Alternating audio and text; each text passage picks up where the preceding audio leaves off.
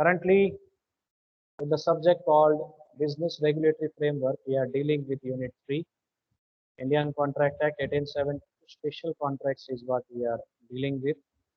We are dealing with the chapter called Indemnity and Guarantee Contracts. Let us take today's question. What type of question is asked at university level from the chapter? This is the fifth session of the chapter.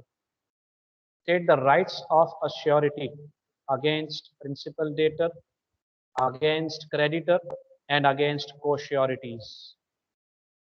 So this is also one of the most important questions that can be asked to you. Let us try to understand what are the rights available to the guarantor. Surety means guarantor. What are the rights of guarantor? So let's start our journey. The introduction.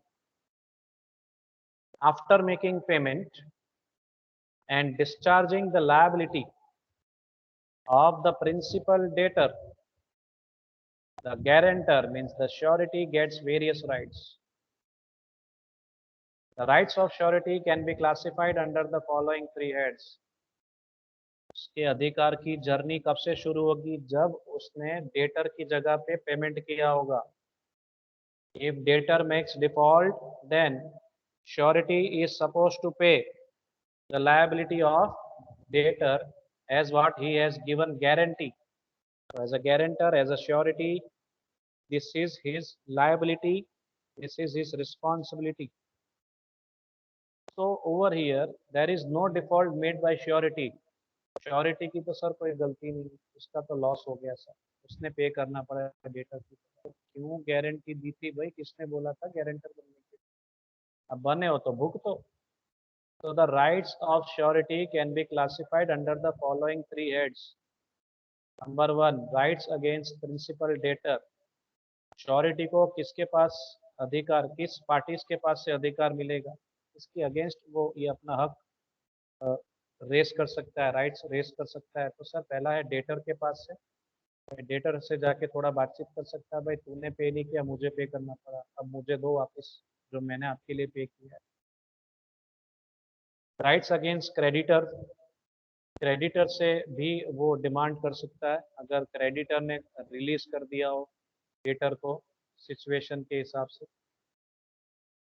तीसरा है sir rights against the को sureties. जहाँ एक से ज़्यादा sureties हो, जहाँ एक से ज़्यादा गारंटर हो, वहाँ क्या राइट्स बनेगा हर एक गारंटर का, हर एक श्योरिटी का. So let us take the first one, rights against the principal debtor as per section. Various sections we will deal with these points. First is, what is the first right against the principal debtor, sir? The first right of guarantor against principal is right of subrogation, which you have already learned in semester 1 in FY BCom related to the insurance. So you are you are having an idea about the topic. What is right of subrogation? Let us try to understand. Where a guaranteed debt has become due, when a guaranteed debt has become due or default of the principal debtor, there is a default made by principal debtor to perform a guaranteed duty has taken place, the surety upon payment or performance of all that is liable or is invested with all the rights which the creditor had against the principal debt. अब मैं ऐसे पढ़ूंगा तो आपको समझ में आने वाला नहीं है, मुश्किल है समझना, मुश्किल है आसान, लेकिन ऐसे घुमा घुमा घुमा के सेक्शन वाइज होता है. सर डेटर ने प्रॉमिस किया होता है कि वो पे करेगा, गारंटीड डेब्ट जो ड्यू हो चुका है डेटर पे करेगा. डेटर पे नहीं करेगा, डिफॉल्ट कर रहा है तो परफॉर्म द गारंटीड ड्यूटी, तो क्या होगा सर? श्योरिटी नहीं पे करना. Surety has to make the payment और the performance of all that he is liable. Guarantee दी होगी, डेटर पे नहीं करेगा तो मैं पे करूंगा, I will pay off all the liabilities. So he is invested with all the rights which the creditor had against the principal. Principal debtor की पास से रिकवरी करने के जितने भी अधिकार क्रेडिटर के, सारे अधिकार श्योरिटी को मिलते हैं। एक बार पेमेंट कर दिया, एक बार मान लीजिए once if surety has paid off the liability to the creditor on behalf of debtor, then he gets all the rights of creditor against principal debtor. That is one of the right is known as this right. Such type of rights is nothing but surety, right of surety. This right of surety is ultimately called the right of subrogation. Subrogation का मतलब क्या होता है sir?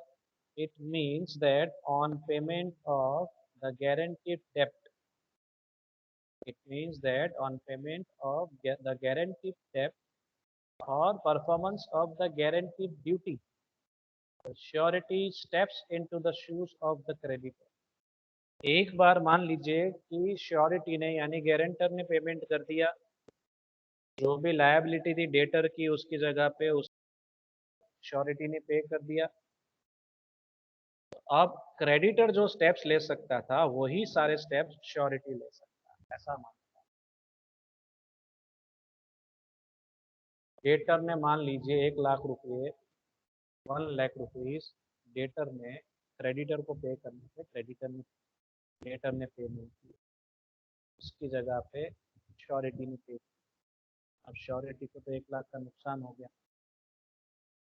Right. Creditor तो जाके surety को बोलेगा भाई तेरे उसने पैसे दिए तू दे। अब क्रेडिटर को श्योरिटी ने पे कर दिया, 1,00,000 को ले लिया। और आप अब मुझे अधिकार दीजिए, क्या अधिकार देंगे? आप जो रिकवरी कर सकते थे केस करके, अब उसका राइट मुझे दे दीजिए। Transfer the right to me, file a case against other person. Other person means debtor. Debtor से रिकवरी इस तरीके से हो सकती है, लेकिन यहाँ पे असाइनमेंट करना पड़ेगा। Write file a case in his own name, इसके लिए यहाँ पे असाइनमेंट एक बार कंसर्ट ले लेना जरूरी है क्रेडिटर से, ठीक है, तो ही ये पॉसिबल है। यानी अब वो एक तरीके से क्रेडिटर्स को जितने भी राइट्स मिलते हैं श्योरिटी भी केस कर सकता है, चाहे तो डेटर के ऊपर और रिकवरी कर सकता है। He gets the right of subrogation.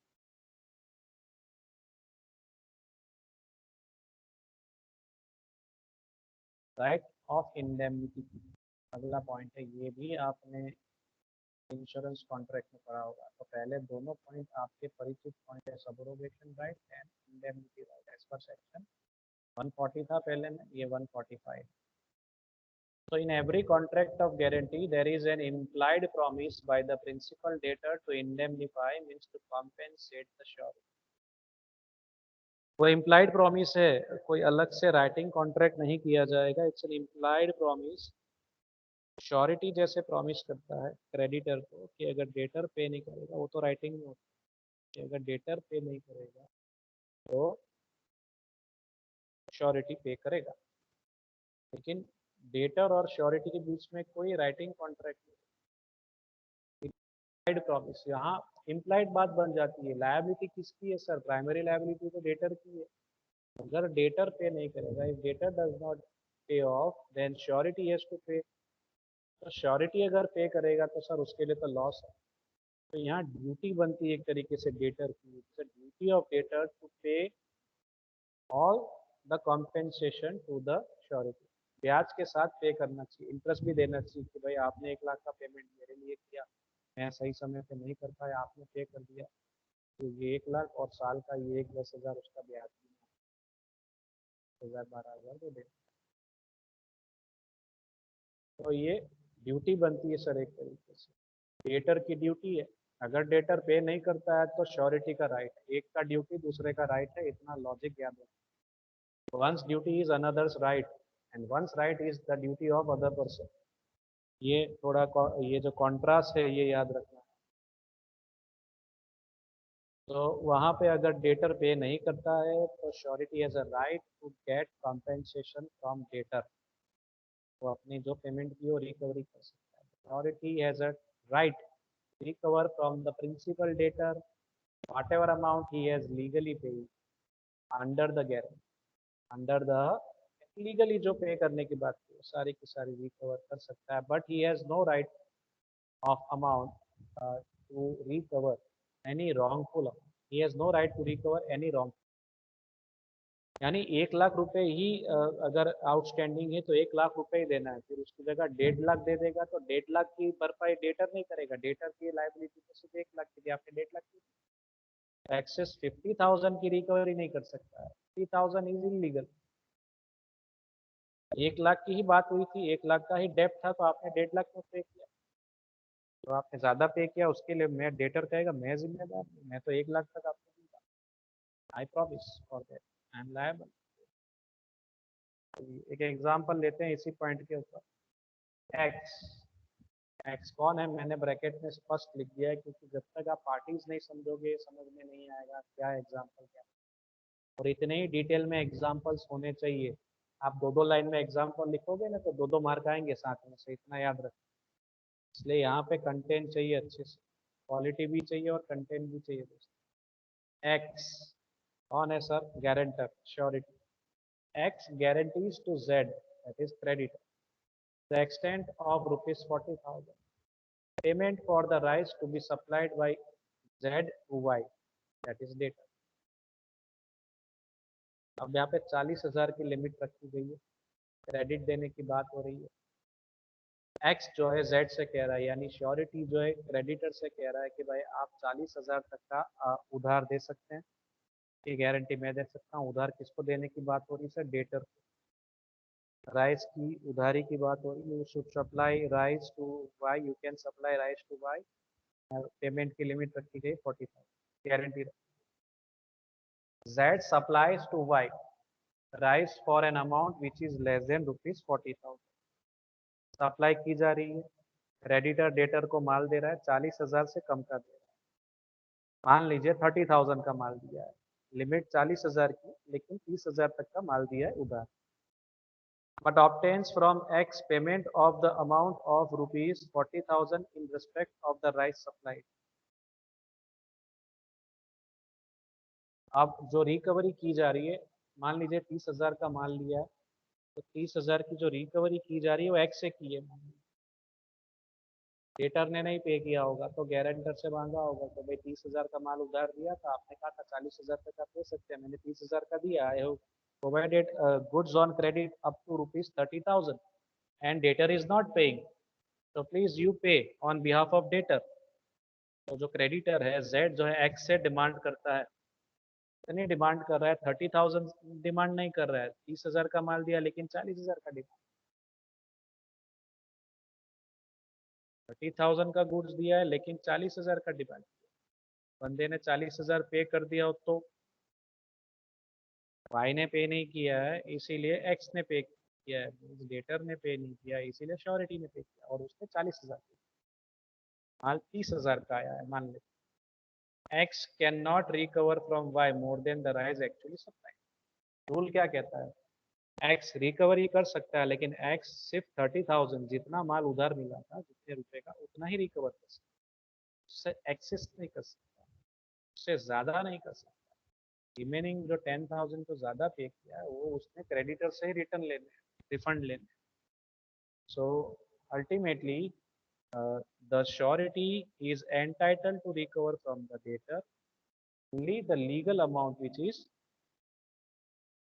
paid by the guarantor and not any wrongful amount paid by the guarantor. Wrongful amount 10,000 का जो amount है wrongful amount वो recovery नहीं कर सकता 30,000 जो genuine है जितने का माल लिया उतनी रिकवरी हो सकती जो एक्सेस पे किया है वो आपने जाके क्रेडिटर से ही वसूल करना है तो यहाँ पे sir right against debtor complete हुआ पहला सेक्शन कंप्लीट हुआ अब दूसरे सेक्शन में चलते हैं राइट्स अगेंस्ट क्रेडिटर्स तो सिर्फ डेटर के पास ही श्योरिटी के राइट्स नहीं बनते हैं सर वो क्रेडिटर्स के पास जाके भी अपने राइट्स की चर्चा कर सकता है मांग कर सकता है कि भाई मुझे इतना नुकसान हुआ है आपकी वजह से हुआ है आपको पे करना है तो डिमांड वहां जाके भी कर सकते हैं तो डिमांड क्या हो सकती है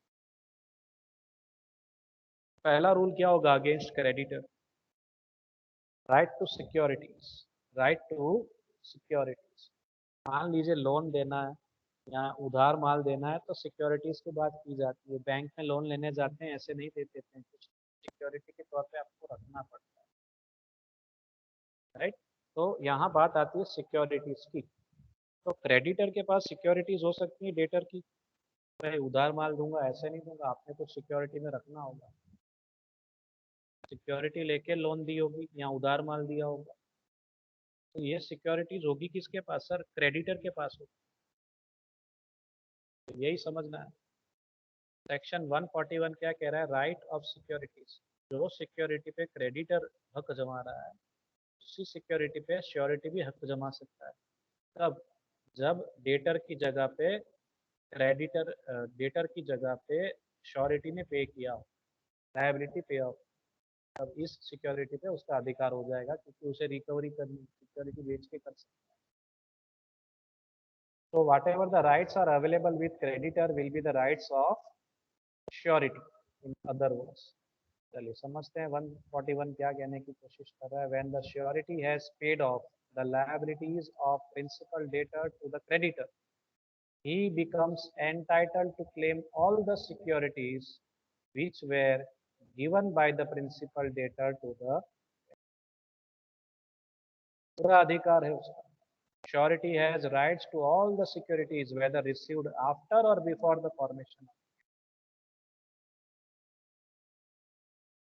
तो जो भी सिक्योरिटी में लिया गया है क्रेडिटर के पास है, वही सिक्योरिटीज अब श्योरिटी को मिलनी चाहिए।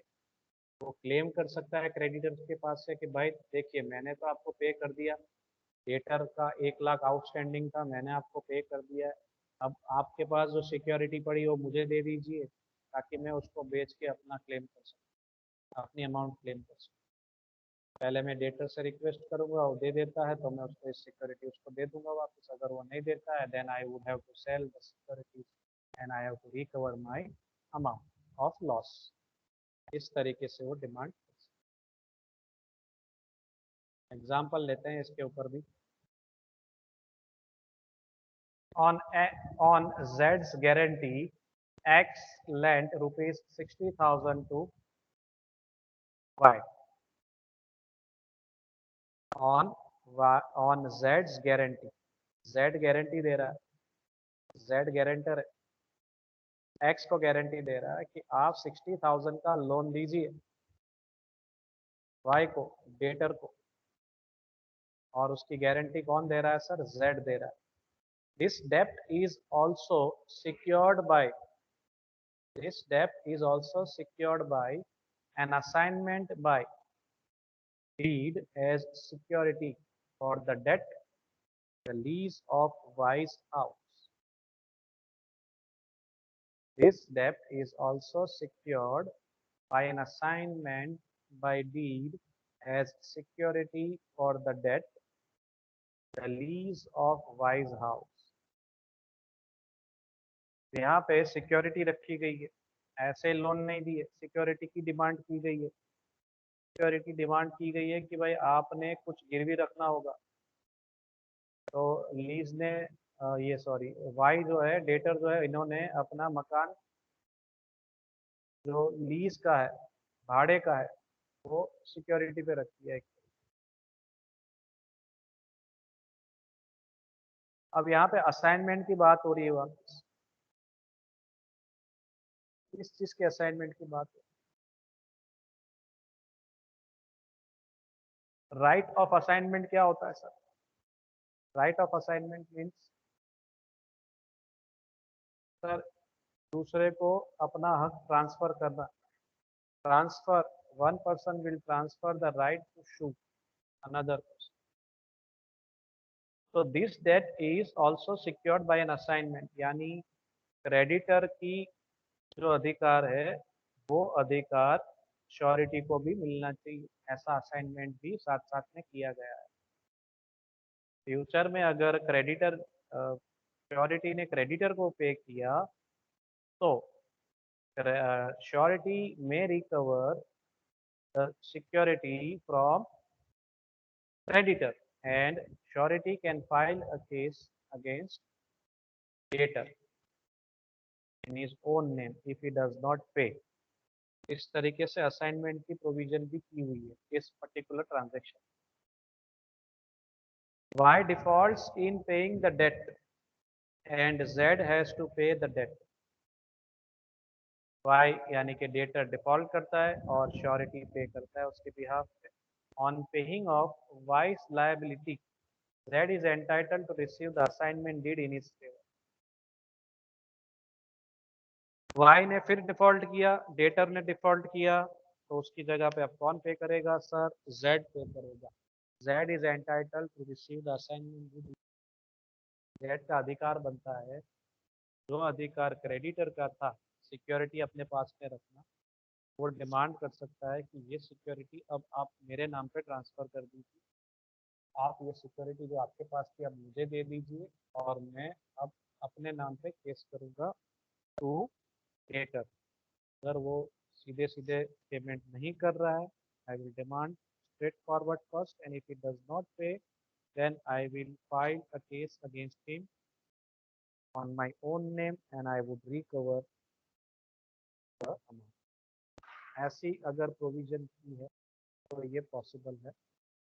ऐसी प्रोविजन नॉर्मली करनी चाहिए, असाइनमेंट वाली प्रोविजन खास करनी।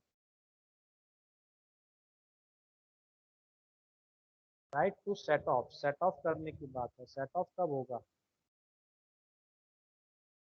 कि मान लीजिए क्रेडिटर ने डेटर से 1,000 रुपये लेने, क्रेडिटर ने डेटर से 1,000 रुपये लेने और डेटर ने क्रेडिटर को 600 रुपये से लेने। दोनों के एक दूसरे से कुछ न कुछ रकम लेनी। क्रेडिटर ने 1,000 रुपये डेटर से लेने और डेटर ने 600 रुपये क्रेडिटर से लेने। तो वो 1,000 दे, ये 600 दे, ऐसा क्यों किया जाए? सेट ऑफ का रूल यूज कर दीजिए कि भाई देखिए आपसे मुझे 1,000 लेने हैं और मुझे आपको 600 लेने हैं। माइनस कर दो, 1000 माइनस 600 सर 400 रुपये बचे। 400 आप मुझे दे दीजिए, क्रेडिटर डेटर से कहेगा 400 आपको देने दे दीजिए। तो इस तरीके से सेट ऑफ का प्रिंसिपल भी यूज किया जा सकता है, रूल यूज किया जा सकता है। ये डिमांड कौन करेगा ऐसा करने के लिए? सर श्योरिटी डिमांड करेगा। उतनी श्योरिटी की लायबिलिटी कम हो जाएगी कि नहीं? श्योरिटी पूछेगा अच्छा डेटर ने डिफॉल्ट किया है, ओ हो, तो हो सकता है श्योरिटी क्रेडिटर से पूछे आपने कितने लेने थे? बोले भाई मुझे तो मान लीजिए 1,000 लेने थे। अच्छा डेटर ने आपसे कुछ लेने हैं? बोले हाँ उसने 600 लेने थे। सेट ऑफ कर दीजिए, आप 400 ही तो लेने हुए आपको, आप 400 की डिमांड करिए। नहीं दे रहा है तो फिर मैं दे दूंगा, और गारंटी तो दी हुई है। तो even surety has a right to claim for set off. Surety claim कर सकता है क्रेडिटर के पास से कि भाई सेट ऑफ का रूल यूज करिए, अगर कोई आउटस्टैंडिंग लायबिलिटी है डेटर को माइनस कर दीजिए। और फिर बताइए क्या कर रहा है, डेटर पे कर रहा है, नहीं कर रहा है तो फिर I have to pay as I have promise to you in the contract. वहाँ श्योरिटी को पे करना। आखिरी खिलाड़ी आ रहा है, rights against the co surety. Rights against the co surety. Co surety क्या है पहले वो समझना जरूरी है। Who are co surety? एक डेटर है, एक क्रेडिटर है, पर सिचुएशन ऐसी हो सकती है कि श्योरिटी एक से ज्यादा है। श्योरिटी एक से ज्यादा है, गारंटर एक से ज्यादा भी हो सकते हैं, 2 हो सकते हैं, 3 हो सकते हैं, 4 हो सकते हैं। तो एक श्योरिटी की दूसरे श्योरिटी के पास से कोई अधिकार बनता है क्या? उससे रिकवरी हो सकती है एक से ज्यादा श्योरिटीज हो? हाँ सर, उसके सामने तो 3-3 अधिकार है जिसकी हम चर्चा करेंगे वन बाय। पहले हम ये समझ लें को श्योरिटी कौन है। शायद शॉर्ट क्वेश्चन में पूछ ले एक्सप्लेन को श्योरिटी। मेरे जैसा नया पेपर सेटर आ जाए तो शायद पहला प्रश्न ये पूछ ले एक्सप्लेन को श्योरिटी।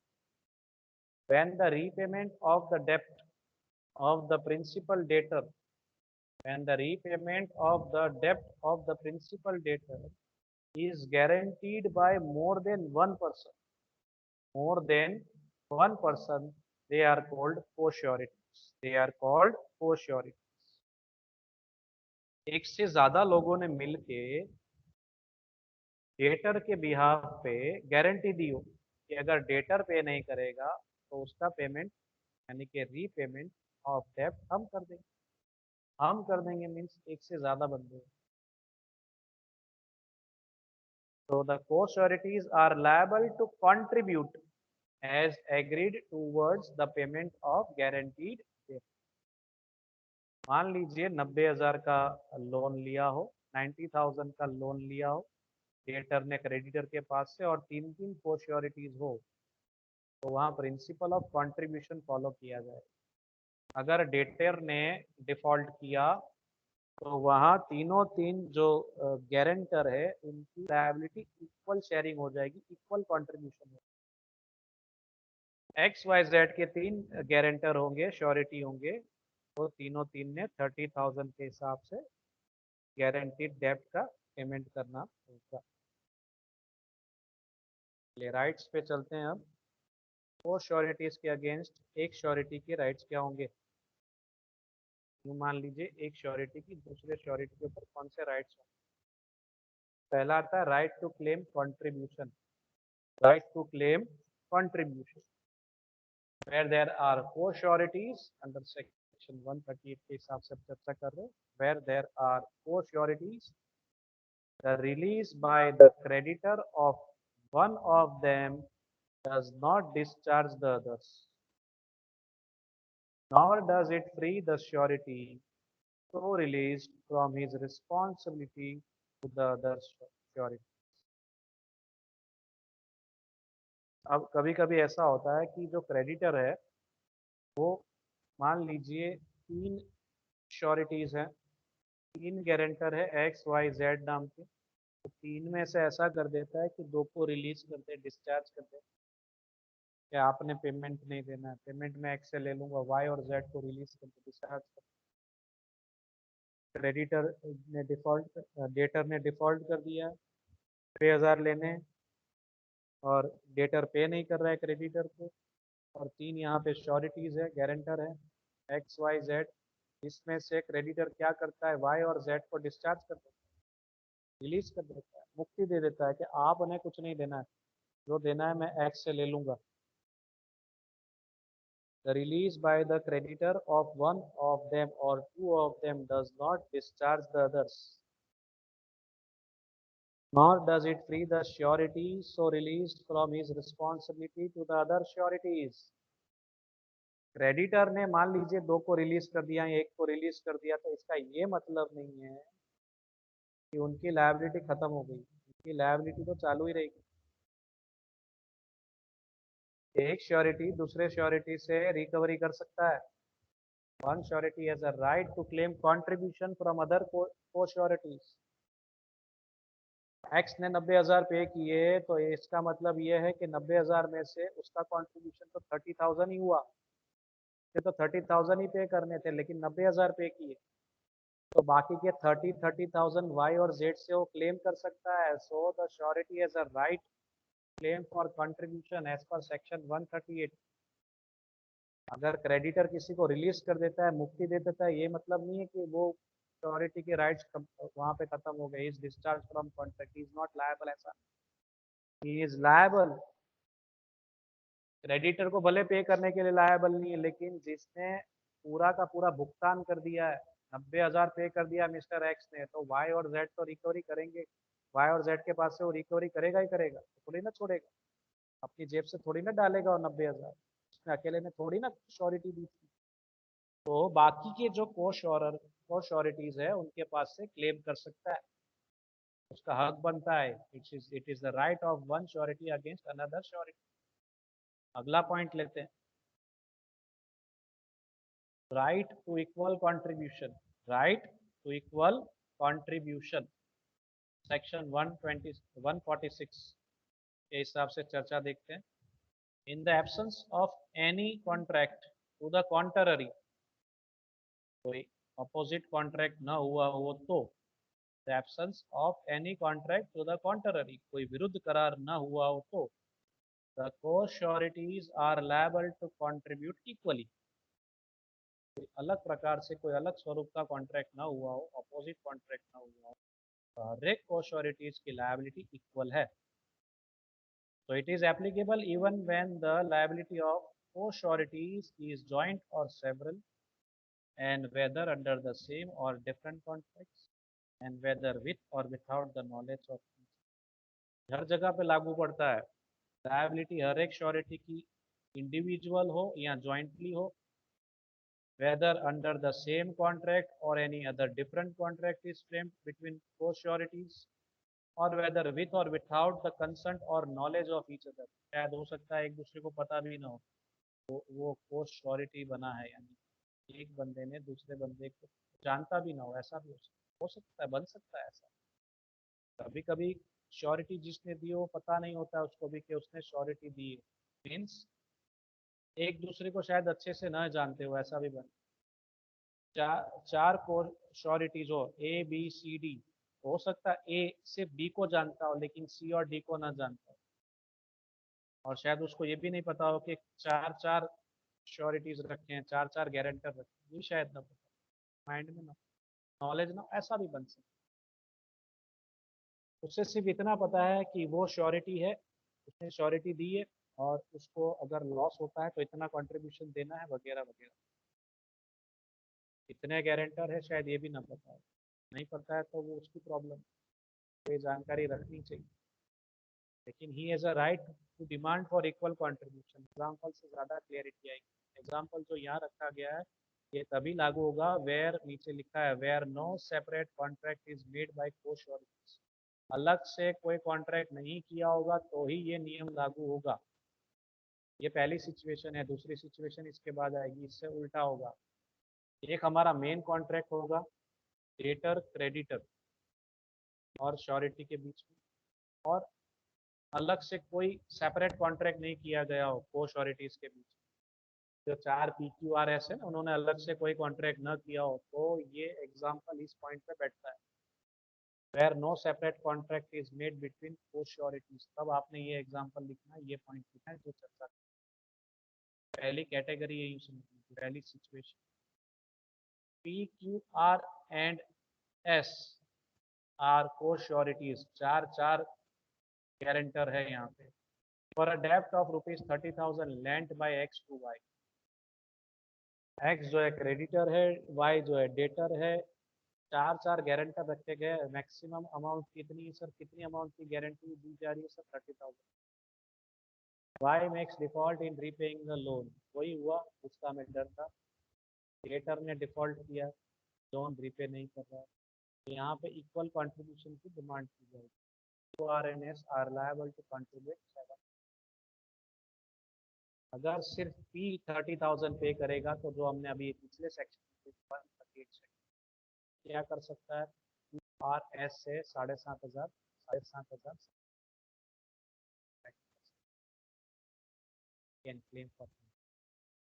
यहाँ पे तो सबकी राइट इक्वल है, ऐसी बात हो रही है, सब ने 7,500 निकालने. लेकिन अगर सेपरेट कॉन्ट्रैक्ट हो जाए तो मीन्स नीचे लिखा है where separate contract is made by co-sureties they are liable as per terms agreed. Main contract हुआ. मेन कॉन्ट्रैक्ट किसके बीच में हुआ? ओरिजिनल कॉन्ट्रैक्ट डेटर क्रेडिटर और को-श्योरिटीज के बीच में. वहाँ उनकी लायबिलिटी तय की गई है. लेकिन अलग से इन लोगों के बीच में भी तो हो सकता है सेपरेट कॉन्ट्रैक्ट कि भाई तू 25% देना, तू 25% देना, तू 40% देना, तू 10%. अंदर अंदर भी तो हो सकता है ना.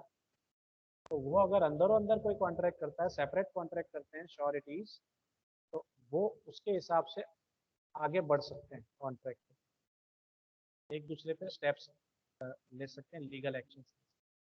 P, Q, R and S are co-sureties for a debt of ₹30,000 lent by X Y. Same example है यहाँ पे. लेकिन यहाँ पे P, Q and R makes separate contract. S नहीं है उस कॉन्ट्रैक्ट में, समझना अच्छे से. यहाँ चार बंदे थे इसके अंदर, यहाँ तीन बंदे हैं. सेपरेट कॉन्ट्रैक्ट तीन बंदों के बीच में हो रहा है. P, Q and R makes separate contract that P will contribute 25%, Q will contribute 25%, and remaining percentage of 50% will be contributed by R. यानी S ने कुछ नहीं देना, ऐसी इन लोगों के अंदर कॉन्ट्रैक्ट, एस ने भी कंसेंट दिया ही होगा। If Y makes default in repaying the loan then he has to pay 7,500। अगर डिफॉल्ट होता है तो अब पेमेंट कैसे किया जाए? कंट्रीब्यूशन नहीं होना है। यहाँ सेपरेट कॉन्ट्रैक्ट किया है, उस कॉन्ट्रैक्ट में जो टर्म्स एंड कंडीशंस श्योरिटीज ने जो डिसाइड की हुई है अलग से के हिसाब से कंट्रीब्यूशन दिया जाएगा। क्रेडिटर ने ये नहीं देखना है कौन कितना पे कर रहा है, क्रेडिटर ने तो अपने 30,000 देखनी है। फिर एक बंदा 7.5 दे रहा है, दूसरा 15 दे रहा है, एक 10 दे रहा है, उससे क्रेडिटर को कोई लेना नहीं। तो 30,000 की जरूरत है। अगर आप देखो बात आपके अंदर अंदर कोई कॉन्ट्रैक्ट हुई तो आप जाने, आपका काम है। आखिरी राइट्स पे चलते हैं, लास्ट पॉइंट पे आ रहे हैं। Co sureties bound in different sum, co sureties bound in different sum. ये अब अच्छे से समझते हैं सर ये टॉपिक क्या कहना चाह रहा है। डिफरेंट सम यानी डिफरेंट अमाउंट्स। अब यहाँ पे एक मैक्सी लिमिट दी होगी, क्या दी होगी? सेक्शन 147 के मैक्सी लिमिट की बात, where the co-sureties have agreed to guarantee different amounts, equal contribution नहीं, इक्वल कंट्रीब्यूशन से अब हट के आगे बढ़ रहे हैं।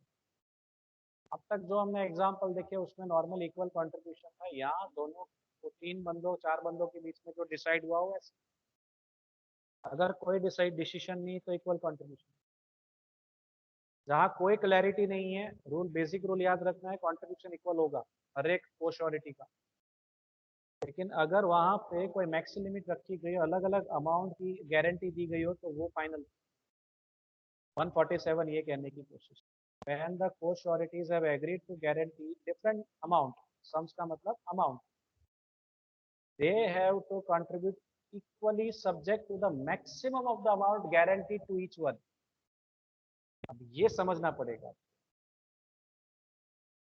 मैक्सिमम लिमिट होगी हर एक बंदे की, लेकिन 3 में से कोई एक की मिनिमम लिमिट भी होगी, तो मिनिमम लिमिट पकड़ के चलना है।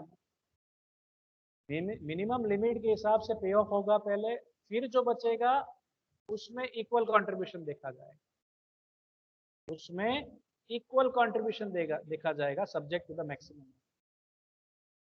अब ये समझने के लिए एग्जांपल आपको 100% समझना होगा और आपको लिखना होगा, खास ध्यान देना आप, ये सबसे मस्त पॉइंट है, मेरा फेवरेट है। चलिए एग्जांपल से ज्यादा क्लैरिटी आ जाएगी, आपको समझ में आ जाएगा 100% मैं क्या समझाना चाहता हूँ। W, X and Y are sureties for Z। 3 guarantor है Z के लिए, Z डेटर है, इन तीनों ने Z के लिए guarantee the. Enter into 3 separate bonds each in a different penalty, यानी मैक्सिमम लिमिट रखी गई कि भाई अगर डिफॉल्ट किया डेटर ने तो डेटर की जगह W कितना पे करेगा? मैक्सिमम पे करेगा 10,000। यहाँ सबकी लिमिट अलग अलग है, देखिएगा डिफरेंट पेनल्टीज है, डिफरेंट लायबिलिटीज फिक्स की गई है। एक्स कितना पे करेगा? मैक्सिमम 20,000। भाई 20,000 जितने की गारंटी देने के लिए मैं तैयार हूँ। एक्स भाई कह रहा है भाई मैं 40 तक देने के लिए रेडी हूँ, अपने दोस्त के लिए मैं कुछ भी कर सकता हूँ। तो सबकी लिमिट अलग अलग है। यहाँ देखिए इक्वल कंट्रीब्यूशन, यहाँ लिमिट फिक्स की गई है। भाई डेटर ने अगर गड़बड़ की पेमेंट देने में, तो मैं 10,000 की गारंटी दे रहा हूँ, दूसरा कह रहा है मैं 20 की दूंगा, मैं 40। मैक्सिमम कितना हुआ? 10, 20 और 40, 70,000 मैक्स से लिमिट हो गई। चलिए अब देखते हैं, Z makes default to the extent of 30,000। Z ने 30,000 का माल उधार लिया और 30,000 का पेमेंट नहीं दिया है क्रेडिटर को, मान लीजिए। तो अब यहाँ लायबिलिटी कैसे पे ऑफ होगी? 30,000 है, गारंटर कितने हैं? 3 है। अच्छा मिनिमम कितना अमाउंट एक बंदा देने के लिए तैयार है? 10,000।